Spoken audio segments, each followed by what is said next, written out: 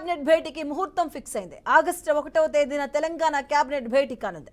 CM Revanth Reddy అధ్యక్షతన సాయంత్రం 4 గంటలకు మంత్రి మండలి సమావేశం జరగబోతుంది. ఇక ప్రస్తుతం జరుగుతున్న తెలంగాణ అసెంబ్లీ బడ్జెట్ సమావేశాలు ఆగస్టు 2వ తేదీన ముగియబోతున్నాయి. ఇక ఇవాళ డిప్యూటీ సీఎం బట్టి విక్రమార్క అసెంబ్లీలో 2024-25 ఆర్థిక సంవత్సరానికి సంబంధించిన బడ్జెట్ ప్రవేశపెట్టగా బడ్జెట్ పై చర్చ అనంతరం ద్రవ్య వినిమయ బిల్లుకు ఈ నెల 31వ తేదీన అసెంబ్లీ ఆమోదం తెలపనుంది. ఇక అనంతరం ఆగస్టు 2న అసెంబ్లీ బడ్జెట్ సమావేశాలు ముగియబోతున్నాయి. అయితే అసెంబ్లీ సమావేశాల ముగింపునకు ఒక్కరోజు ముందే తెలంగాణ కేబినెట్ భేటీ కానుండడం ఆసక్తిగా మారింది. ఇక ఈ భేటీలో job calendar, Rythu Bharosa guide lines కి సంబంధించినటువంటి అంశాలపై చర్చించే అవకాశం కనిపిస్తుంది.